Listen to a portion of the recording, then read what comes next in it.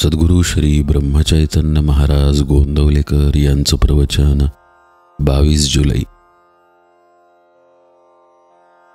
गुरु आपल्याला अंतिम सुख दाखवतात।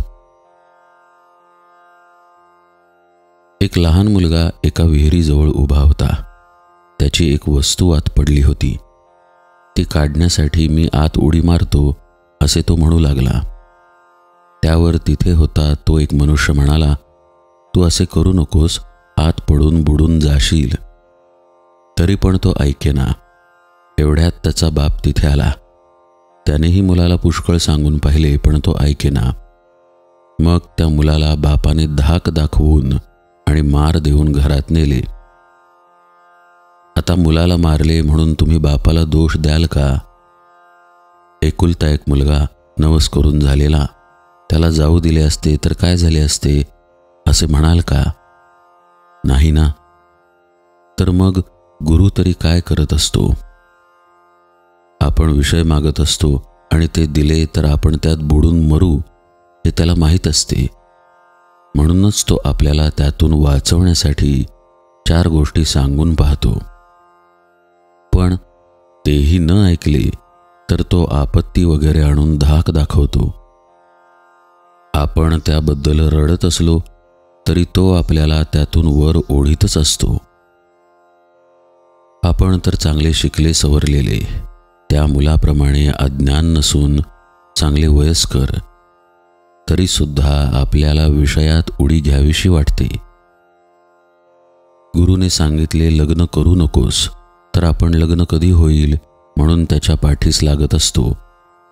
आणि शेवटी तर गुरुला समजतच नाही असे म्हणण्यापर्यंत आपली मजल जाते। सध्या दिसते तेच सुख आपण खरे असे मानित असतो, पण अंतिम सुख काय आहे हे गुरुला कळत असते। म्हणून तो सध्या दिसणाऱ्या सुखापासून आपल्याला परावृत्त करत असतो। तेव्हा आपण गुरुवचनावर विश्वास ठेवून त्याच्या आज्ञेप्रमाणे वागणे हेच श्रेयस्कर आहे। तो जे साधन सांगेल तेच करीत राहावे, म्हणजे आपल्याला अंतिम सुखाचा लाभ होईल। गुरु आज्ञा करतो म्हणजे काय करतो, तर आपले मन जिथे गुंतले असेल तिथून त्याला काढण्याचा तो प्रयत्न करतो। भगवंत भक्ताची संकटे नाहीशी करतो म्हणजे त्याची प्रापंचिक संकटे दूर करतो असे नाही।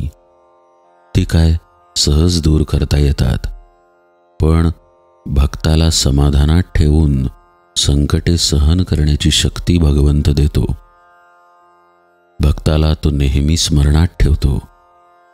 असे भक्तच संत पदाला पोहोचतात। एखाद्या विद्वान माणसाची विद्वत्ता ओळखायला आपण थोडे तरी विद्वान झाले पाहिजे। त्याचप्रमाणे संत ओळखायला संतांच्या ठिकाणी असणारा गुण थोडा तरी आपल्या ठिकाणी असला पाहिजे।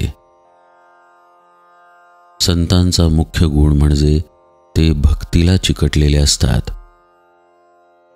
सत्पुरुषांचे बाहेरून वागण्याचे प्रकार त्या त्या देशकालमानाने निरनिराळे असतात, पण आतले भगवंताचे प्रेम मात्र सर्वांचे एकच असते। प्रापंचिक जन विषय प्राप्तीसाठी झटतात, पण विषय मागूनही जो देत नाही त्यापासून परावृत्त करतो तो संत। जानकी जीवन स्मरण जय जय राम।